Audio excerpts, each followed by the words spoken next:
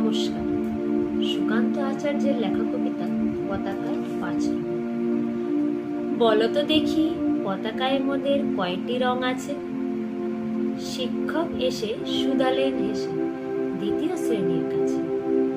একসাথে মিলে সব ছেলে বলে চিৎকার করে জোরে, 3টি বর্ণ রয়েছে রাঙানো জাতীয় পতাকা জুড়ে। শ্রেণীর পিছনে বেঞ্চের কোণে শিশু ছিল এক বসে। পতাকার মাঝে 5 রং আছে, বলল সে মৃদু ভাষায়। কথা তার শুনে বাকি শিশুগণ হেসে খায় লুটোপুটি। শিক্ষক রেগে বললেন হেঁকে, বুঝাও কি করে 5টি?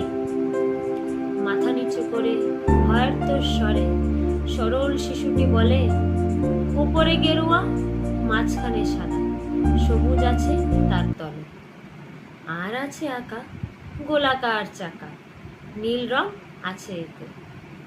শিক্ষক বলে, এটিকে ধরলে তবু হচ্ছে 4টে। অবোধ শিশুটি বলল তখন, রং আছে আর এক। লাল লাল চোখ দাগ দেখা যায় ওই পতাকার মাঝে। বাবাকে যখন আনলে ওরা কফিনের ঢাকা খুলে, জড়ানো রয়েছে দেহখানা তার পতাকা আর ফুলে।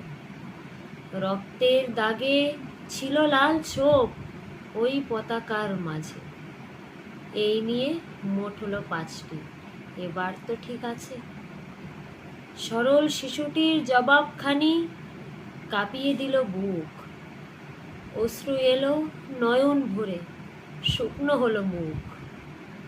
আজও যারা দেশের জন্য করছে বলিদান, স্বাধীনতার শহীদ সম তাদের অমর প্রাণ। হয়েছে স্বাধীন, পেরিয়ে গেছে 70টি বছর।